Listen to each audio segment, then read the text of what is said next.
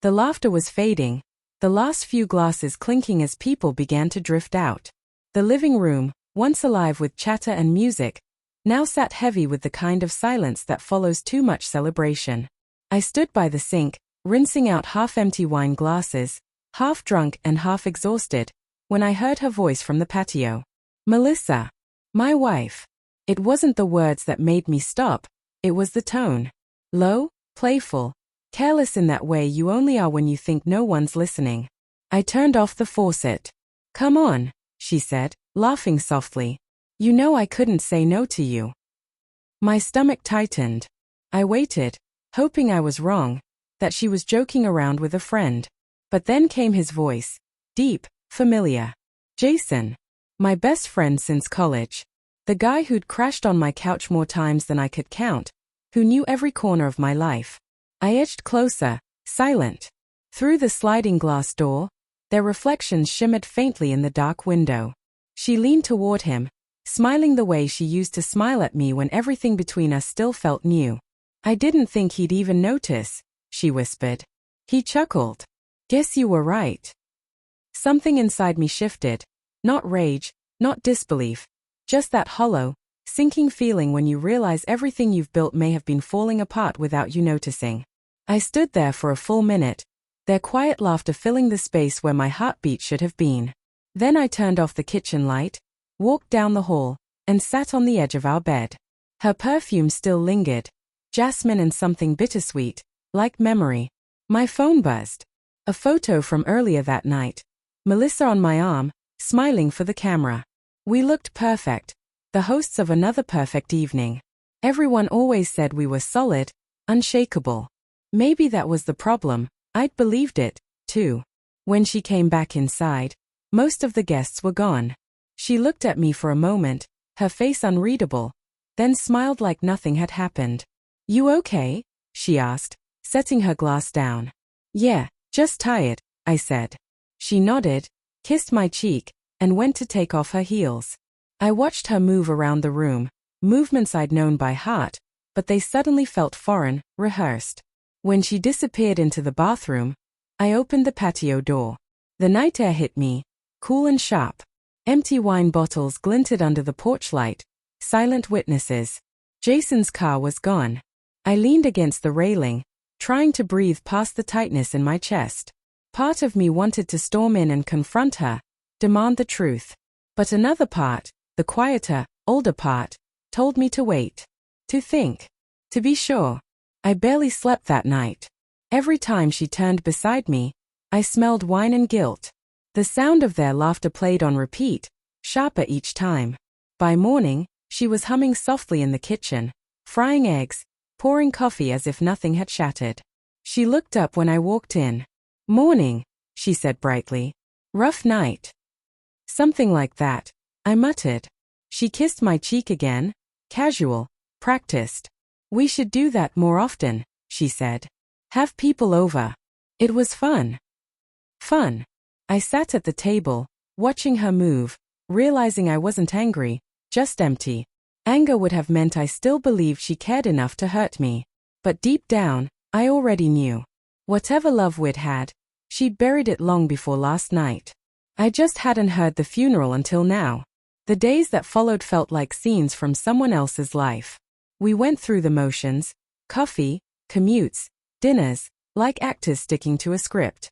But something invisible hung between us. Not tension, not silence, just distance dressed as calm.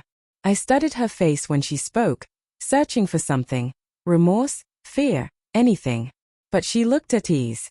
Too at ease. Like she truly believed I'd never know. By Thursday night, I decided to see if she was right. Jason had texted me around 6, asking, "Game night at your place again this weekend?" I stared at the message for a while before replying, "Sure." Same time. When I walked into the kitchen, Melissa was cooking. The scent of garlic and butter hung in the air, rich and familiar, the kind of smell that used to mean comfort. For a moment, I just stood there, letting it take me back, to the days when things between us were simple, when love wasn't tangled in doubt. When hearing her voice still felt like home instead of a test. "Jason's coming over Saturday," I said. She paused, Not long, but enough to notice. Her hand hesitated over the pan before she nodded. That'll be nice, she said. It's been a while. Yeah, I murmured. It has. That night, sleep didn't come easily. The more I replayed what I'd overheard days before, the clearer everything became. The late nights, the new perfume, the way she smiled at her phone. I'd ignored it all, clinging to the idea that she was still mine. By Saturday, the sky had turned dull and heavy. Rain drizzled against the windows, soft enough to blur the view outside. Jason showed up right on time, a bottle of whiskey in his hand and a grin that looked practiced.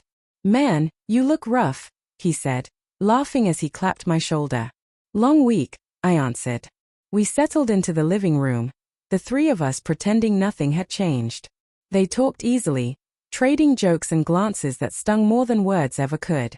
I kept quiet, sipping my drink, waiting.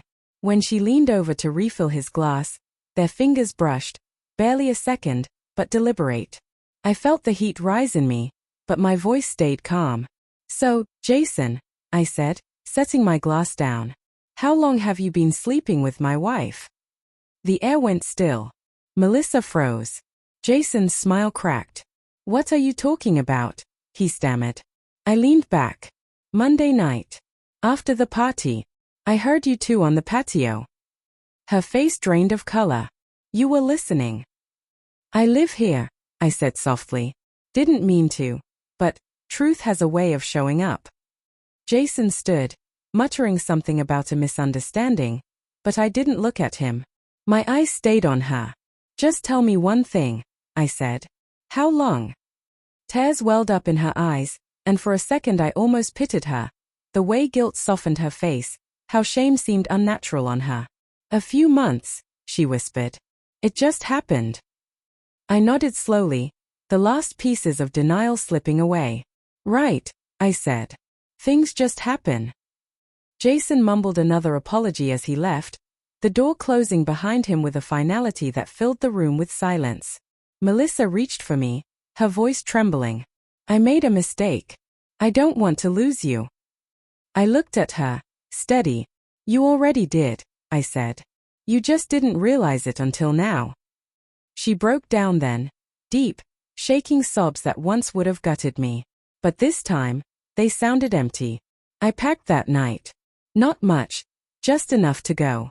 She followed me to the door, crying, begging, swearing it hadn't meant anything.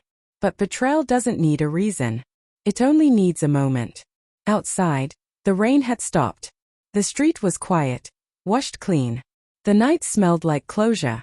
I didn't look back. I drove with no music, only the steady hum of tires over wet pavement. Somewhere between the city lights and the empty road ahead, I realized I wasn't angry anymore. Anger belonged to people still trying to fix things. I was done trying. By the time I pulled into the motel parking lot, it was 2:17 a.m. I sat there for a long time, watching the neon sign flicker in the rain-streaked windshield. It didn't feel like losing a wife. It felt like waking up from a long, exhausting dream I'd been too afraid to end. And maybe that's what healing really is.